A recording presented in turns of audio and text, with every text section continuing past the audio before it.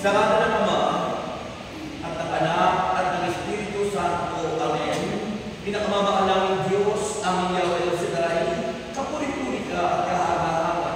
Ikaw ay dakilang Diyos, makapangyarihan, hindi nagbabago. Ikaw noon, ikaw ngayon, at magpakailanman. Diyos, dalangin namin sa hapon ito'y kumilos ka po ng may kalakasan. Tapos na nandito, ay daluyan mo ng iyong kapangyarihan at mabautismuhan ko sa pamagitan ng Espiritu Banal. Dalangin ko, Panginoon, na sa ako'y hindi uuwi na hindi mo pinuspos ng iyong Espiritu. Dalangin ko, Panginoon, maging mga may sakit ay iyong pagagalingin sa pangalan ni Jesus. At ang lahat ng aming mga kahilingan ay iyong tutugunin.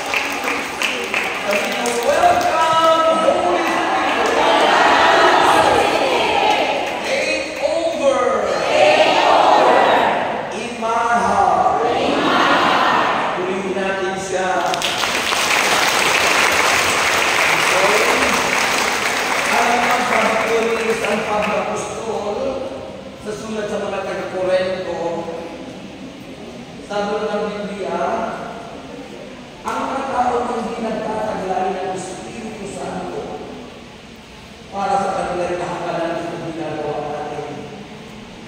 Kaya mahalaga yung pag-isip ng Holy Spirit. Kasi ang mga tao hindi nagtataglay ng Espiritu ng Diyos para sa kanilang kahakalan nito. Pinagtatawanan. Pero sabi ng Panginoon ni St. Paul sa sulat sa mga Korinto, subalit ang mga tao nagtataglay ng Espiritu ng Diyos, ito'y kapangyarihan ng lahat ng tao. Amen. Walang kapangyarihan ng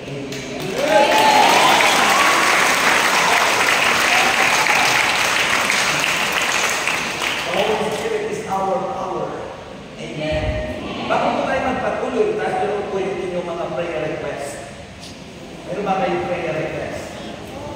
Ha?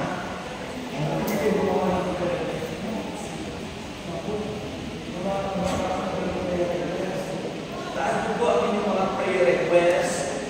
Kasi sabi na, I will present your request unto God para yung inyong kahilingan ay tubuhin ng Panginoon. Okay, so, maniwala kayo na lahat ng inyong kahilingan ay answered prayer. Ang manamang Diyos, pagpasahan ang mga bagay ito, ang lahat ng aming prayer request at inaamit na po namin na kami lahat ay answered prayer at ang lahat ng aming mga alay handog ay ibabalik po sa aming siksik, liglig at tumakapaw ayon sa iyong pangako. Sa pangalan ni Jesus, ang lahat ay magsabi na sabay-sabay na lahat-lahat na maupo. At kukonektahin po yan ng mga same connectors. Yan. Habang kinukonekta din kayo tumingin, huwag na kayo tumingin sa konekta para tuloy-tuloy na po kasi baka hindi na matapos. Okay? Okay, bago po yan, handa na kayo? Okay. Mamaya po, tuwing po Diyos sa akin ang Spirit ng Diyos. Pag tayo po ay umawit na ng Holy Spirit at nag-i-feel nyo ang presence ni God, sasabihin ko sa inyo na kayo'y dahan-dahan na po. Pagkatapos po, ipapatong nyo inyong kamay na nakatihaya sa inyong lap. Sa inyong lap sa Tagalog na lap. Kita. Diba ang hita ang Diyos? Sa inyong lap. Kaya ano? Okay, so ganito. Okay? Mamaya po yung during baptism, sasabihin ko sa inyo kasi marami po kayo at mamaya po kayong mag-relay sa inyong ibang pictures kasi yung oras po natin nakalagay dito hanggang 4 o'clock na. At saka mamaya ma-rest in the Spirit kayo ay walang mag-alalay. So, kailangan po kung mag-rest ba in the Spirit at least ako po kayo dyan, mapwertaran yung tatay kung gusto nila magpapaligid dito sa gitna. Okay? Yung witness ng Espiritu Santo. But before we go on, makinig po kayo, ito ay CLSS. Ano po ibig sabihin ng CLSS? Hindi po SSS. Kasi ang SSS ay Social Security System. Ang CLSS ay Catholic Life in the Spirit Seminar. Catholic means universal pangkalahatan. At walang ibang pangkalahatan kundi si Kristo. At kung si Kristo yung pangkalahatan, pag ginagawa mo siya, ikaw bilang Kristiyano Katoliko, ikaw ay para sa lahat. Kaya may pananagutan tayo sa isa't isa. Amen? Mahina. Kaya po inaawit natin, walang sino man ang nabubuhay para sa sarili lamang, may pananagutan tayo sa isa't isa, sapagkat tayo Katoliko, Kristiyano, ang ibig sabihin ng Katoliko, universal pangkalahatan. At si Kristo po yung tinutukoy na yun. Jesus Christ is the universal one. Jesus Christ is Apollo. Jesus Christ is actually pangkalahatan siya. Amen. Kaya yung po yun. Ha? Life in the Spirit, kung may life tayong natural, ito yung buhay na natural, na busy ang mga tao, busy magtrabaho, busy nga pumasok sa trabaho, busy maghanap buhay, busy. Kasi iniisip natin yung kakanin, iniisip natin yung ating mga pangailangan. Kaya nakalimutan ng maraming tao yung pangailangan sa spiritual world. Ano yung buhay ng spiritual? Yung po yung pangako ng Diyos, ang buhay na walang hanggan. Sapagkat dito sa natural na buhay, may hangganan. Mamamatay tayo lahat. Lahat tayo mamamatay dahil tayo ay nagkasala. Epekto ng kasalanan ng tao, mamamatay tayo lahat. Ang ating katawang panlupa dahil sa kasalanan ay mabubulok. Ngunit ang pangako ng Diyos sa buhay na walang hanggan, sa buhay spiritual, sa spiritual world natin, ang pagkatapusan ng kamatayan, there is life after death. May buhay na panibago sa kabila na tayo namatay na. Wala akong makausap.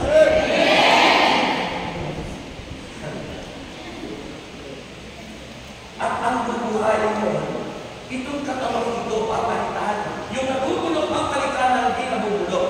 Diba sa Apostles' Creed natin, sa basal natin sa Apostles' Creed? Ha? Yung sinasabi na the resurrection of the body and life everlasting. Mabubuhay na magmuli itong katawang ito, pero hindi na katawang pang-natural. Katawang pang-langit. Kasi nung ikain ng Diyos ang tao, katulad tayo ng Diyos, walang kamatayan. Kaya lang tayo nagkaroon ng kamatayan na magkasala si Adan at Eva, pumasok ang kasalanan, at dahil sa kasalanan, nagkaroon ng sakit, karamdaman, problema sa damit, problema sa lahat. Lahat ay pumasok na dahil nasira, disrupted the great plan of God, which is salvation. Nasira. At sinira ni Satanas. Dahil kalaban at kaaway ni Jesus, si Satanas. Si Satanas kaaway si Kristo. At dahil tinanggap natin si Kristo, huwag mong asahan na payapa. Dahil tinanggap ko si Kristo, asahan ko aawayin ka ni Satanas. Kasi galit si Satanas kay Kristo. Dahil akala niya tapos na, namatay na siya. Tinago na siya sa krus. Kaso nung muling mabuhay, nagulat si Satanas. Muling nabuhay si Jesus. At dahil muling nabuhay si Jesus, at tinanggap natin, tayo ang pinagdidiskitahan ni Satanas. Tayo mga tumanggap sa Kanya. Sapagkat hindi tayo inaaway ni Satanas, kundi si Kristong tinanggap natin sa ating puso.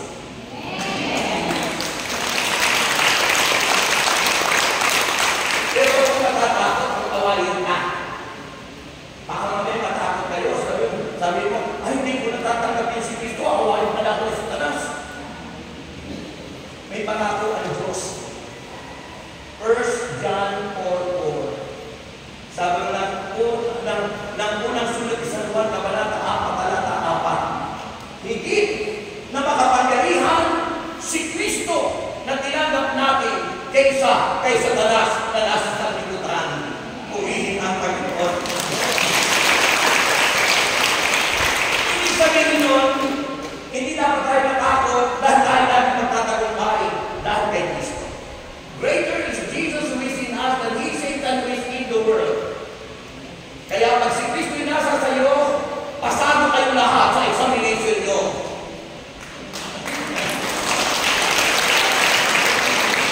Ay sige kayo, mag-aaral kayo. Hindi na mahulugan, hindi kayo mag-aaral.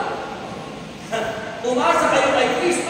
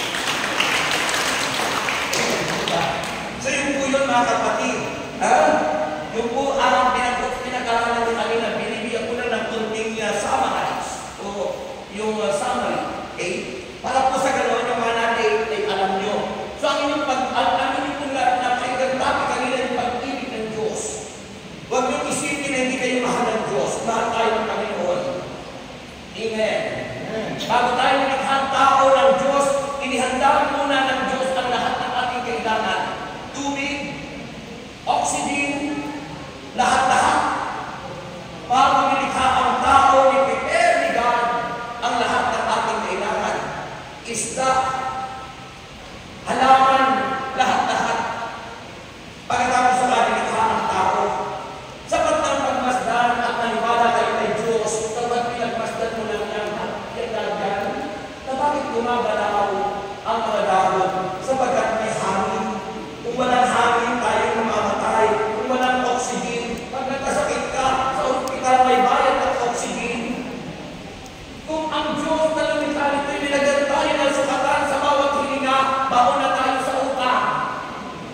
Pero dahil mahal tayo ng Diyos, hindi tayo sinisingil sa ating bawat hinga, sa ating mga inumin, sa lahat ng kailangan natin. Hindi tayo sinisingil ng Diyos sapagkat mahal na mahal na mahal na mahal na mahal na mahal tayo ng Diyos. Pag ikaw ay may hinahanap at ang hinahanap mo'y bulok na daga, ano sabi mo? Bakit naman ang baho? Hanap ka.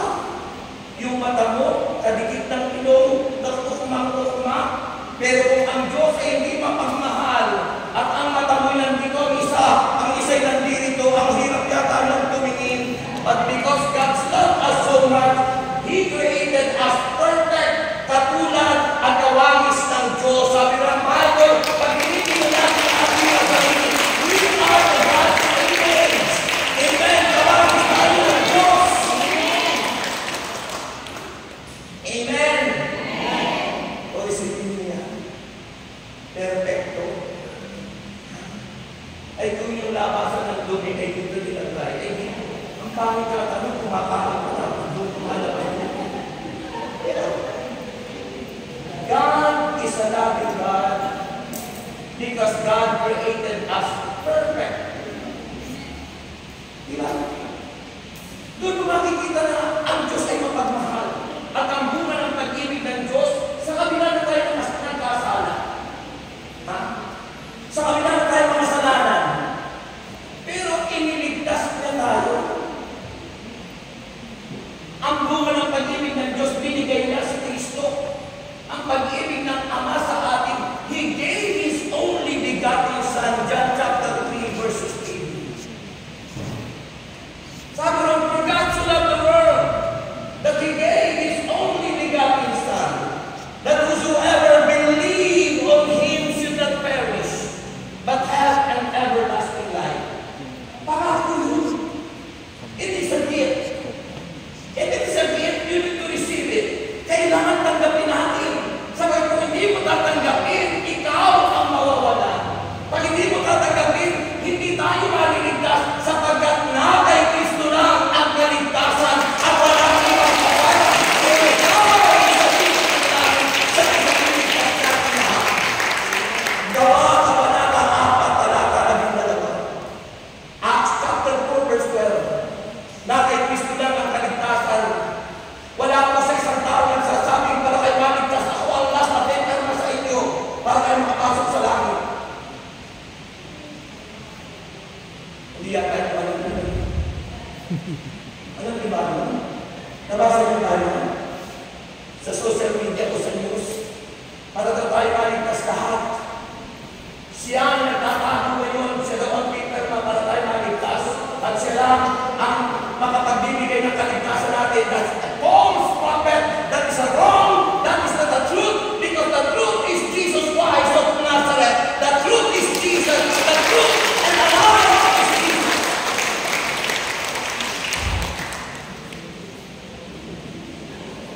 Amen. Diyos lang po ang makapagliligtas. Hindi po takot. Tandaan niyo po yun. Ha? Jesus is our Savior. John 14:6. Ano sabi ng John 14:6?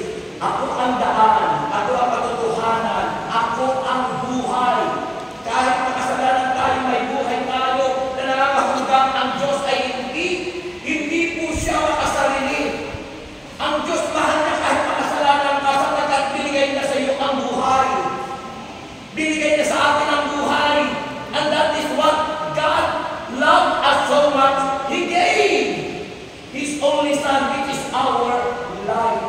Siya yung ating buhay. Si Jesus ang ating buhay. John 14:6. Ako ang lahat, ako ang katotohanan, ako ang buhay, si Kristo.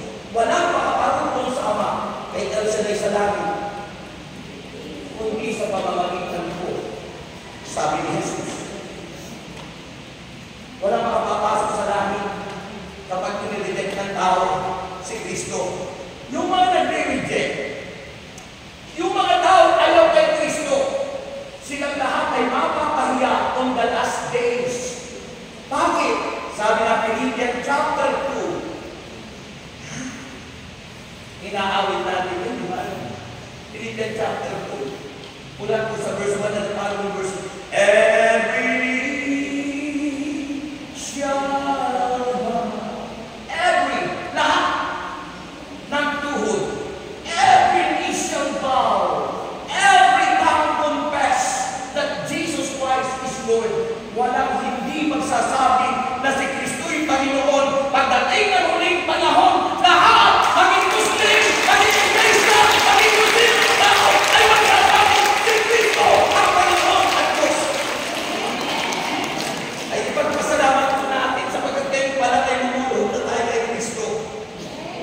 Hindi tayo mapapahiya sapagkat kung paman ay tayo binigyan na kay Jesus. Ay pagdating ng huling panahon, mapapahiya sila. Bakit? Eh, nasabi ng Biblia, hindi po ako may sabi ko. Dahil na kay Kristo lang ang kaligtasan, at ang kaligtasan ay bunga ng pag-ibig ng Diyos sa atin. Amen. Amen. Kung nagkasala po tayo, nakagawa sa dalas ng ating kaluluwa, nasanla, nakasanla tayo ay sa talas noon. Ang tawag kay Kristo ay the Redeemer. Siya yung katubusan. Kung may sanla, sa sanlaan, bone, redeem. Bone siya, bone, redeem. Sanla, tubos. Si Kristo ang tumubos sa atin. Si Kristo po ang tumubos sa atin. At salamat din sa Mama Mary sapagkat kung hindi naman siya nagbaw para gamitin na nanay ni Jesus. Ang papel ni Mama Mary sa kaligtasan ng tao, yung pagtanggap niya bilang siya'y naging nanay ng ating Panginoon sa Kristo. At dahil si Kristo yung nagkatawang tao, pinanganak ng isang dasel, tayong lahat ay tinubos sa lahat ng ating mga kasalanan. The Redeemer, ang tumubo sa atin si Kristo, binayaran tayo ng Panginoon, at ang ibinayad ni Kristo sa pagkakasantanan, kapwa natin kay Satanas para mabawi tayo lahat sa kamay ni Satanas, ay ang buhay at dugo ng Panginoong Jesus. Dito i-celebrate natin po yung Holy Week na tinatawag the Paschal Mystery. Kaya dumadalaw tayo sa mga way of the cross para alalahanin ang ginawa ni Kristo ang katubusan sa aking mga kasalanan.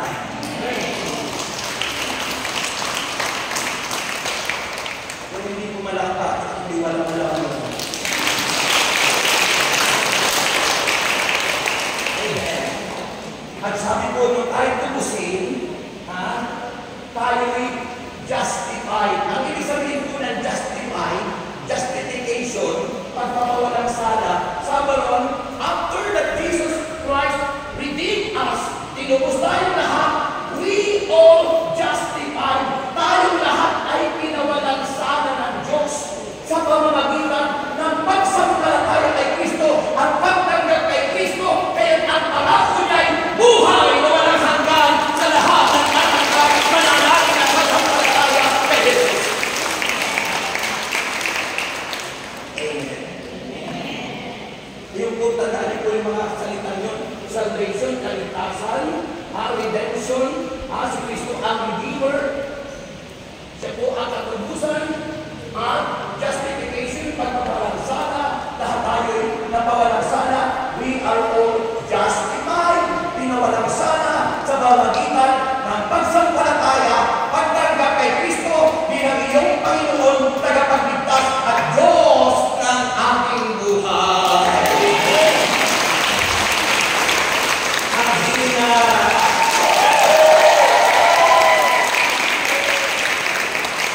Sabi mo sa katabi na kay Kristo na ang kaligtasan at wala nang iba. Huwag kayo maniling lang sa inyo sabi ng Biblia. Huwag kayo patatagay sa maling aral. Patagay kayo sa aral ni Jesus. Sabi ng John chapter 8, verse 31 to 32. Sabi ng Juan 8:31-32. Kung patuloy kayo susunod sa ating aral, sabi ng Jesus, tunay na kayo ay mga alagad ko. Ang tunay na mga alagad ni Kristo, tagasunod ni Kristo, ay sumusunod sa aral ng Panginoon. Tunay na kayo mga alagad ko. Alam niyo ba ang pinakamatinding aral ni Kristo? John chapter 6. Sabi ng aturo ni Kristo, ito ang aking katawan na ihandog para sa inyo. Tinaas ni Jesus yung tinapay. At ang sabi ni Kristo, ito ang aking katawan na ihandog ko para sa inyo. At hinawakan ng kupa, ito ang aking dugo na ibubuhos para sa inyo. Si Kristo ang nagsabi doon. Turo ni Kristo, aral ni Kristo. Sabi ni Kristo sa John chapter 8, verse 31-32, kung patuloy kayong susunod sa ating aral, tunay na kayo mga alagad ko, at makikilala niya katotohanan ang magpapakilala sa inyo.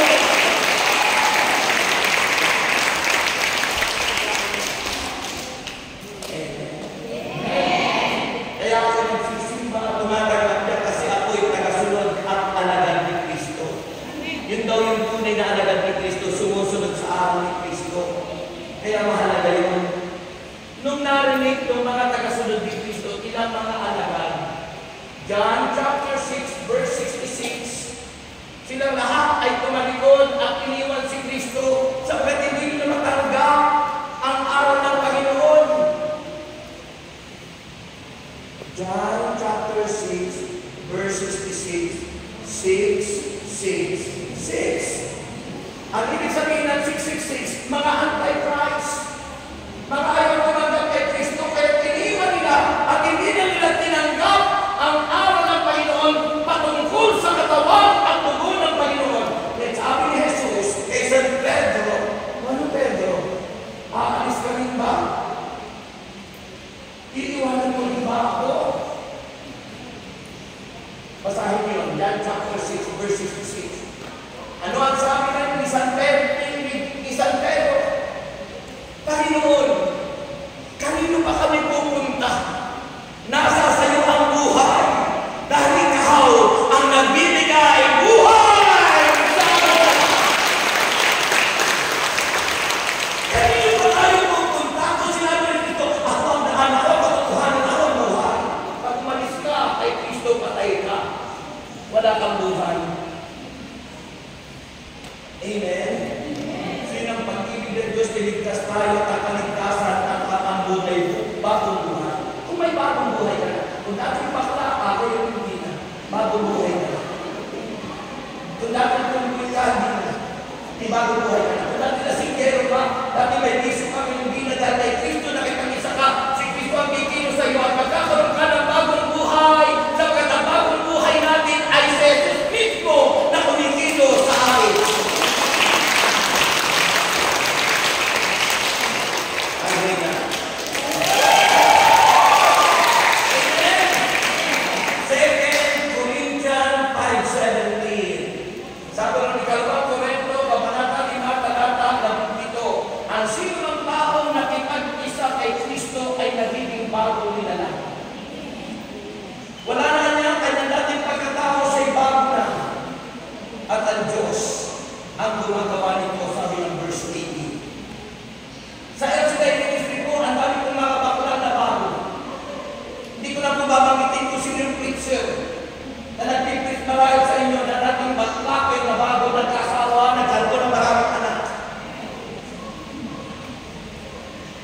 Hindi ko na sasabihin ko isipin pangalan mo.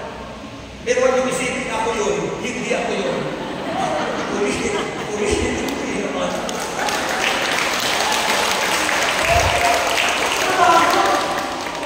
There is power in the word. There is power in the name of Jesus. And there is power in the Holy Spirit.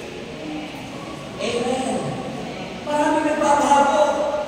Sikat na sikat sa atin si Raymond para isunod namatay nga na. Alam mo kung bakit namatay siya? Pero bago siya namatay, nabago.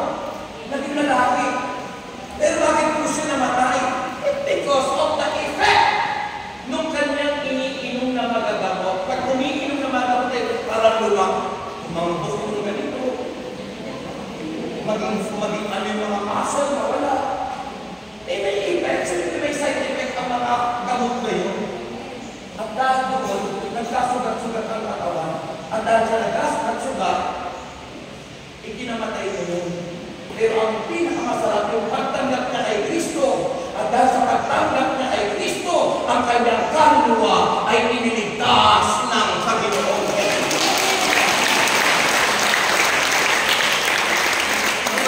Mahalaga po natin. Saan kaya po pinutin ang kaluluwa natin kung hindi tayo tatanggap kay Kristo? Kaya mahalaga ang tanggap kay Kristo. So, pag tayo may pag-ibig niyo sa atin, iniligtas niya tayo, at dahil tayo iniligtas, nagkaroon tayo ng bagong buhay, at dahil tayo mayroon ng bagong buhay, you are not candidate to baptism in the Holy Spirit. Because you cannot baptize by the Lord if you are not yet changed. Kung wala kang bagong buhay. Ano ang pagbabago? Repentance. Ano po ba ibig sabihin ng repentance? To change our mind, to change our heart, and to change our action. Baguhin ang isip, baguhin ang puso, baguhin ang kilos. Kung noon yung kaibigan kung binago nung paginding-ding na ngayon, ngayon hindi na. Malabang bakit ito. Hindi pa kinilig. Dati na tayo makaparin ko. Ngayon hindi na. Lalaki na mga. Binago talaga ng panahon. May kausap ko ba ako? Binago kausap lahat na kausap ko nga sa bigaw.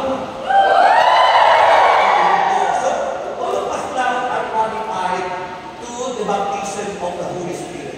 Kasi, ang baptismo sa Espiritu, tandaan niyo po, ito'y malaking katuluan ng Biblia. Sabi nga po ng banal na aklat, ang baptism in the Holy Spirit, it is one of the cardinal doctrine. Pag sinabing cardinal, malaking katuruan. Ito isang malaking katuruan sa Scripture na baptism in the Holy Spirit. Sabi po ng Acts chapter 1 verse 5. Sabi po ng Acts chapter 1 verse 5. For John the Baptist baptized with water, but in a few days you will be baptized with the Holy Spirit. Kung si John the Baptist, si San Juan Bautista ay nagbautismo sa inyo sa tubig, sabi po ng Biblia, darating ang araw na babautismuhan tayong lahat sa Espiritu Santo. Amen. At ang sabi po, it is intended. Ang bautismo sa Espiritu Santo ay intended o para ito sa lahat ng sumasampalataya kay Jesus. Baptism in the Holy Spirit, it is intended for all who profess faith in Christ. Sa lahat ng sumasampalataya kay Kristo, ay kailangan mabautismuhan sa Espiritu Santo. Inulit po yun ang Panginoon. Si Jesus Cristo ang nagsabi, Matthew chapter 3 verse 11. Sabi po doon, I baptize you with water si John the Baptist po, tanda. Ang bautismo ni Juan Bautista, ang tubig ay tanda ng pagsisisi. Repentance, to change our mind, to change our heart, to change our action. Tanda ng pagsisisi ang bautismo sa tubig. Pero sabi po naman na kasulatan, but after me, pagkatapos ni Juan Bautista, will come one who is more powerful than I.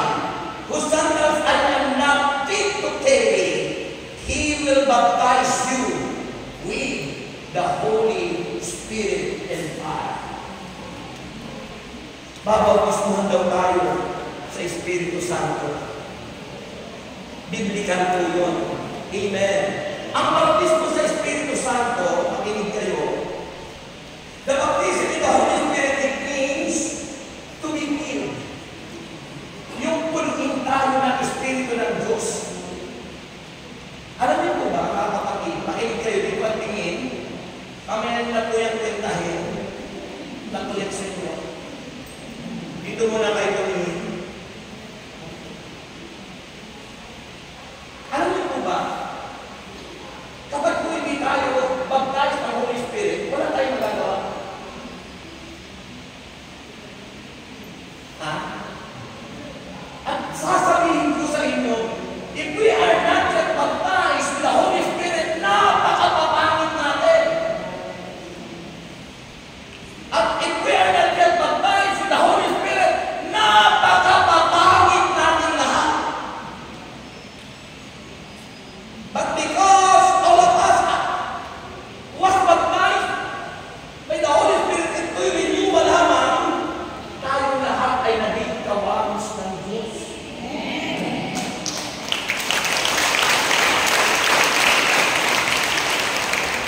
Sabi na,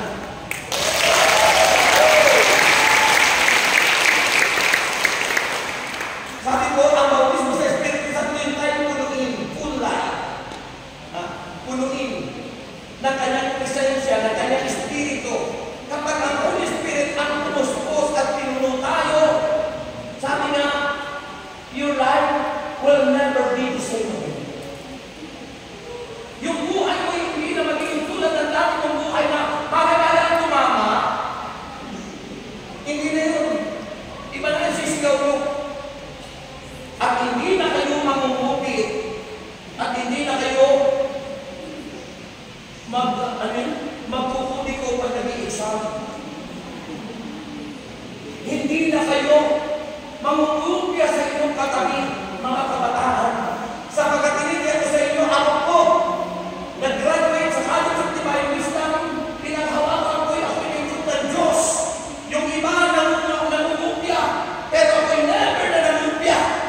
Dahil pinanindigan ko'y, ako'y anak ng Diyos, ako'y baptized sa Espiritu Santo. Aba, nung graduate ako, cum laude ako.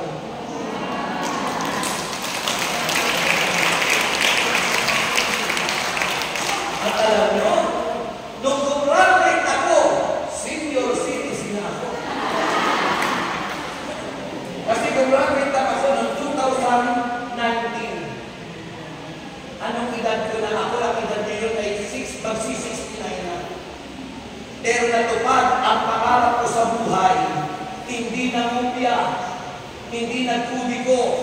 Pinakawakan ko ang Diyos ay kasama ko. Bawat sagot ko'y idinidikta ng Espiritu Santo sa buhay ko.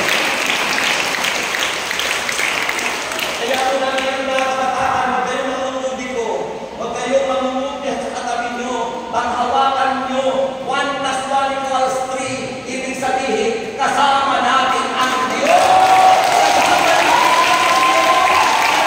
Our divine Son!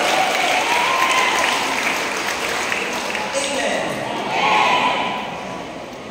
At alam nyo, pag tayo baptize sa Holy Spirit, hindi ka na mag-aalala lagi. Hindi lagi nag-aalala ka. Nag-aalala ka sa pagkasulat. Ulam namin kami. Hindi ka na mag-aalala. Because you have our guidance and counselor.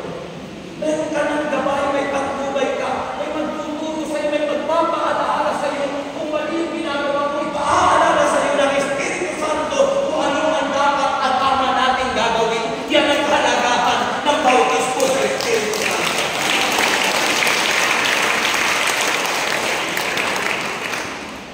Pati susuotin mo, ituturo sa inyo ng Espiritu.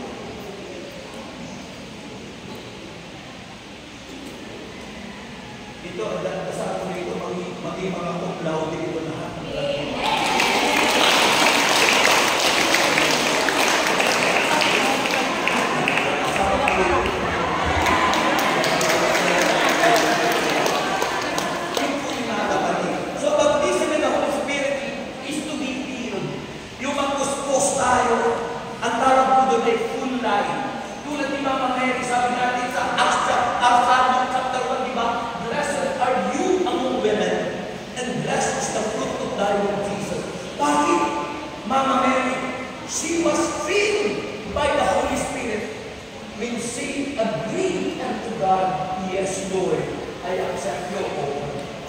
Tinanggap ni Mama Mary ang sinabi ng Ama at siya'y naging mapahalan sa lahat ng saling sa ating lahi. Kapag tayo nabaptize sa Holy Spirit, tinanggap mo ang Panginoon na buo po sa puso mo, magiging mapalad ka at higit na mapalad sa lahat ng saling lahi. Ingay,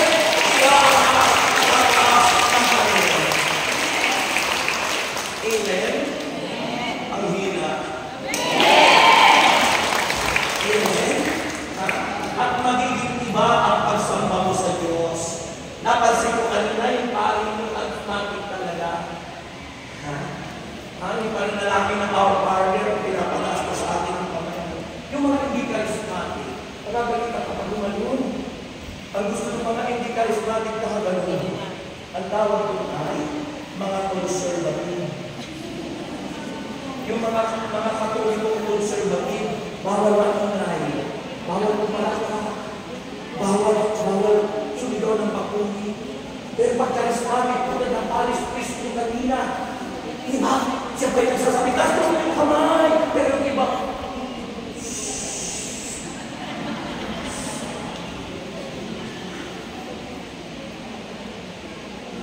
sabi naman nga kasi dati, ito ay charismatic, Prince-gifted, tayo binigyan ng Panginoon, nasa ating taglayan natin ang mga regalo at biyaya ng Diyos na dapat ating isabuhay. Kaya noong panahon ni Moses, noong pamanong ng Holy Spirit, ano sa Book of Genesis, the Holy Spirit is hovering over the water. At ang time ni Moses, na hindi naglaban siya, laban sa Marisita, anong ginawa ni Moses? Tinaas ang kamay. At habang nakataas ang kanilang kamay, sila'y laging panalo. Panalo sa examination, panalo sa lahat ng mga quizzes, panalo sa lahat ng mga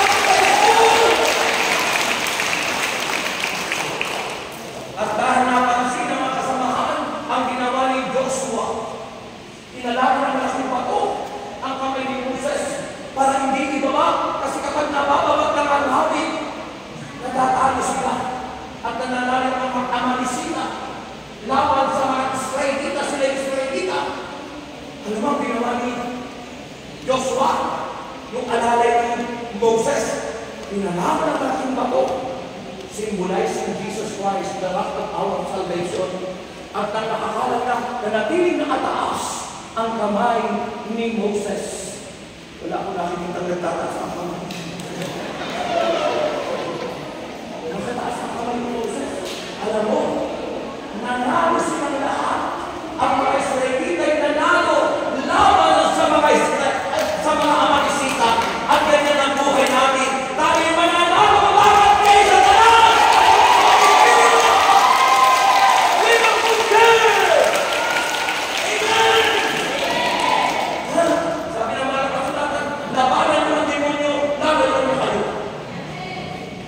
Labanan mo ang demonyo. Sabi bro, labanan mo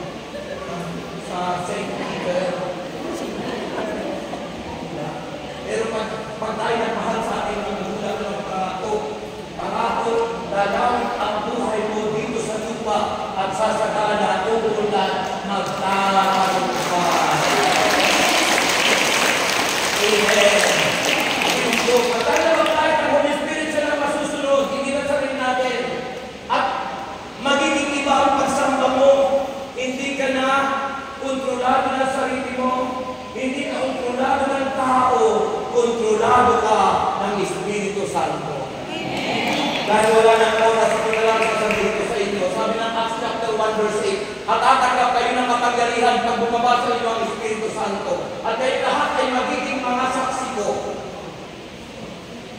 Magiging saksi tayo lahat ni Kristo. Mula Judea, Samaria, at hanggang sa dulo ng daigdig. We will become God's witness. Pag nasa sa atin ang Espiritu Santo, ano ibig sabihin? Makikita na sa iyo ang Panginoon. Yung dating chismosa, makikita sa iyo, bakit? Na ibang buhay ko. Yung dating lalaki ng Apistila, ngayon nakapantalo na. Maganda na ang kasutan niya, ang lalaki na talaga. Yung dating nakahika, mawawala na yan.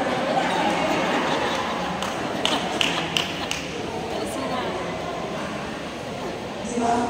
At yung dating lalaki nagbubulog ng kilay, maglalabog na at magiging tunay ayon sa gusto ng Panginoon. Tandaan nyo, ang Diyos ang nagbibigay ng ating kasarian to them. Hindi tao ang pumipili ng kasarian natin. Ang Diyos ang nagbibigay ng kasarian ng tao. At ibigay sa atin, lalaki ako. Kaya sabi ko, lalaki ako.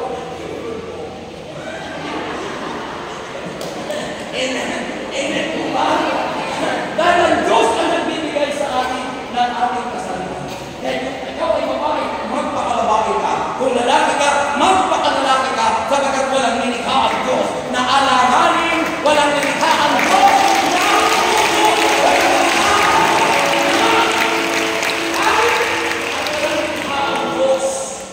na may sakit. Ang lahat ng sakit na yan ay gawa ng kaaway. Subalit, ang buhay na walang hanggan, ang bigay at dulot ni Yahweh El Shaddai.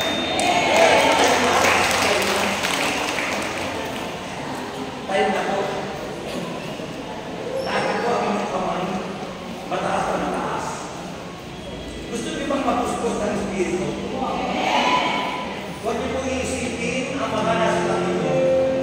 Kung mayroon po sa inyo may tagline na pagkontra, galing po sa mga espiritista, isuko niyo po. Baka kung mayroon may anting-anting, amulet, o kung ano man po galing sa mga magtatawas, isuko niyo po yan para kayo maging successful. Kung kayo po ay naniniwala sa punsoy, huwag niyo na po paniwalaan mo. Kung kayo ay naniniwala sa mga pusong gumagano'n-ganon, na sabi mo para marami kang customer, ay nilalagay nyo doon sa tindahan yung ganyan, wag po kayo maniwala doon. Maniwala kayo kay Kristo, darating ang maraming customer sa mga tindahan. Huwag kayo maniniwala sa buya, huwag kayo maniniwala sa Spirit of the Glass, at huwag kayo maniniwala sa kung ano-anong mga kasabihan ng tao.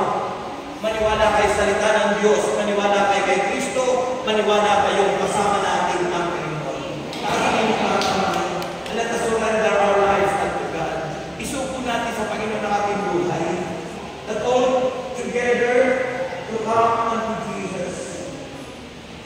Lumapit tayo sa Panginoon, I surrender all, everything, wala na tayong ipapanggap at bigyan sa ating puso. Bigyan ko ang mga malakaw sa ating ang buwang sa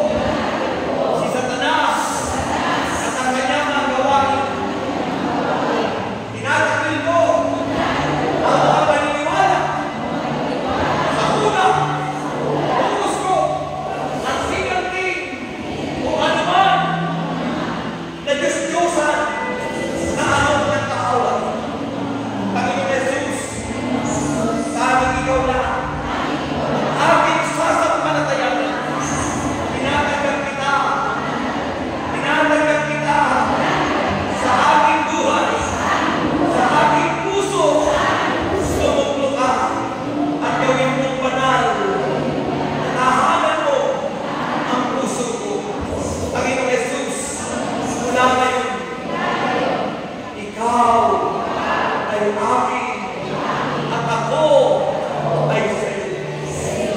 Inaanyang kita sa buhay. Nasa kamay. Let us welcome and invite the presence of the Holy Spirit na tayo gusto niya at nabaptize tayo. Come, Holy Spirit, I need you.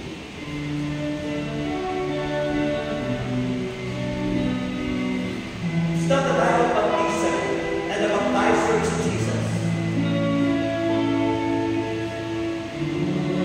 Holy Spirit, I need you. And invite him into your heart. Holy Spirit, I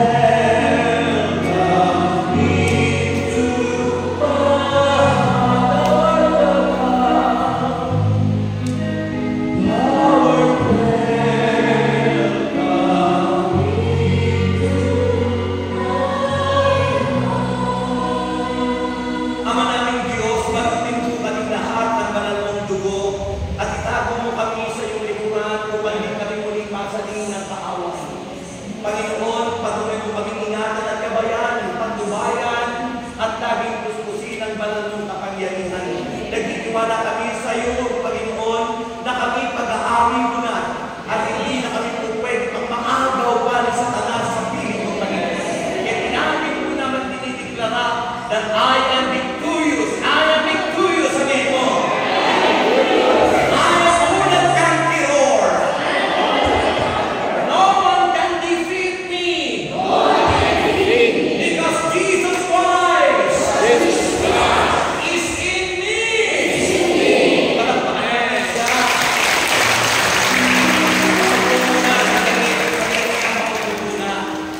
Sandali lang po. Maupo po muna. Sino po sa inyo ang nakaranas ng pagluha? Ang dami po. Ibig sabihin po, ang unang magandang tulad ng Espiritu Santo, we become humble before God. Nagiging tayong mapagkumbaba. It's a sign of tears. Ano po? Yung pagluha natin, nagiging tayo mapagpakumbaba at we become dependent. Ano po? Sa Diyos. Umaasa na lang tayo sa Diyos. Di ba? Sabi ng pamilya, blessed are those who are poor in spirit. Ha? Ang inaasahan na lang ay ang Diyos na kapatid. Sino sa inyo nakaranas ng mainit na pakiramdam? Yan. Takbo rin yung kahit isa o dalawa na nakaranas ng mainit. Dali, para at isa na. Yan. Ano pong naranasan?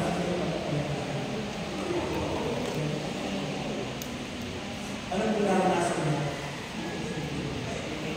Mainit.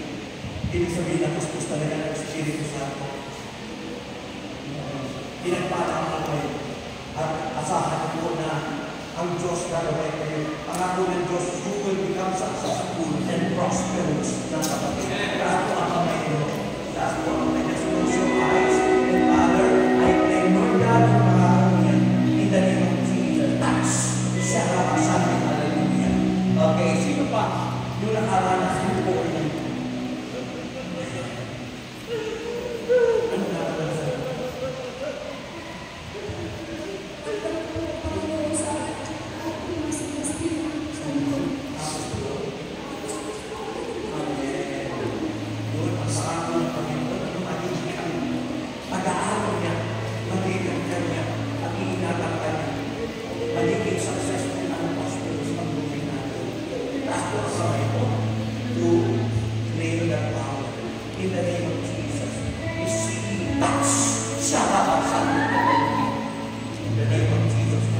Meron pa po dyan, yung nakaranas ng malamig. Ang mainit. Ano po yan nakaranas? Malamig. Mainit. Mula sa akin, susunod ko. Yan, sabihin na gusto ka talaga ng Panginoon. Because yun po, sinasabi ko, natanig ko yung manifestation ng tao ko. Kahit spiritual, ang Diyos na nagmanifest. Kaya rin po, salamat sa Panginoon. Magiging tagumpay na. Just close your eyes. Panginoon na Panginoon. Tagumpay na receiving us. Siya na nasa makawasan. Just surrender your life. In the name of Jesus. Touch. Yes, Lord. Hallelujah. Okay. Meron pa dyan nakaranas ng kakaliwa. Yan ito. Ano kung naranasan mo?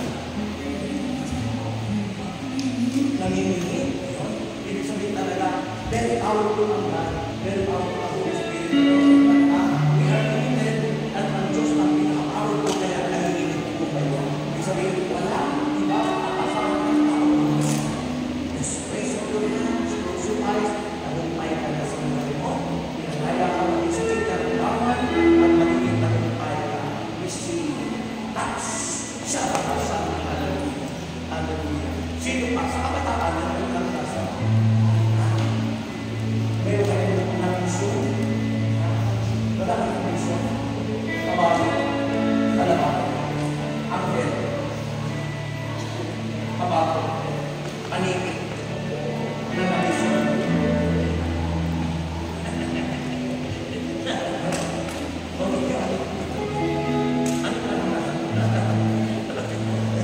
Okay. Meron pa po dyan. Yung si brother kanina. Ano dito?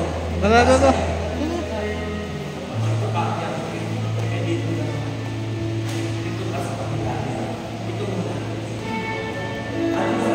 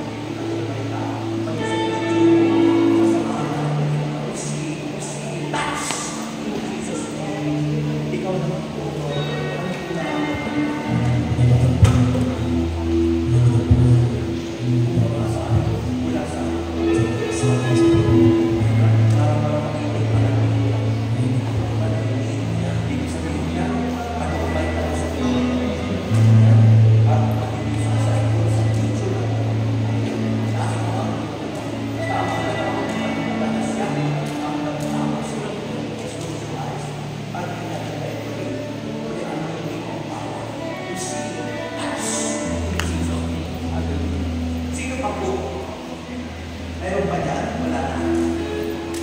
Wala na? Oh, ito. Kung ako.